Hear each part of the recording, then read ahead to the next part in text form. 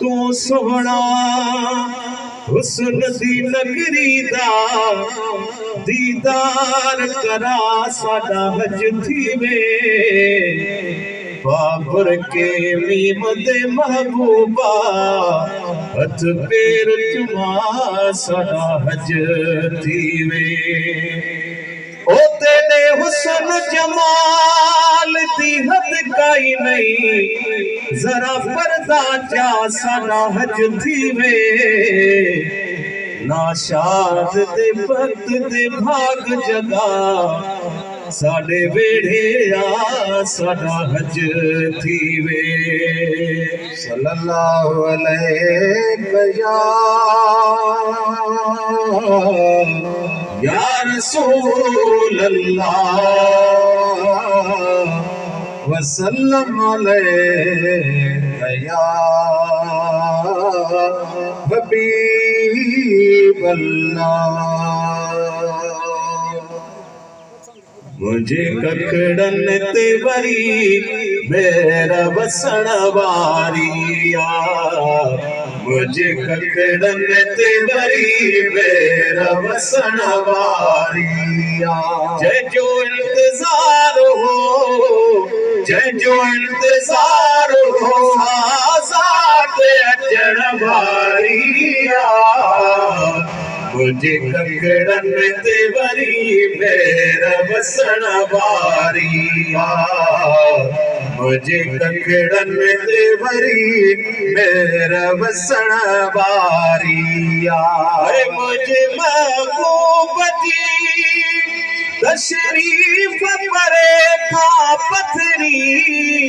मुझे महबूब जी तशरीफ परे खा पथरी सुञाणा थो सफ़ा सुञाणा थो सफ़ा सजण वारिया मुझे ककड़न ते वरी मेरा वसण वारिया मुझे ककड़न ते वरी मेरा वसण वारिया करीब आई तोड़े केर थो अॼु रात अचे तू गरीब आई तोड़े केर थो अॼु रात अचे तू करी कैल खफा तू करी कैल खफा खलक पुछण वारिया मुझे ककड़न ते वरी मेरा वसण वारिया जय जो इंतजार हो जय जो इंतजार हो साज़ात अचण वारिया मुझे ककड़न ते वरी मेरा वसण वारिया सो अतो काई महेसर में छटी तो थोवती सो अतो काई महेसर में छटी तो थोवती वेई घर घर में खुली वेई घर घर में खुली घीर दखण वारिया मुझे ककड़न ते वरी मेरा वसण वारिया मुझे ककड़न ते वरी मेरा वसण वारिया आई उभ पेरो इतो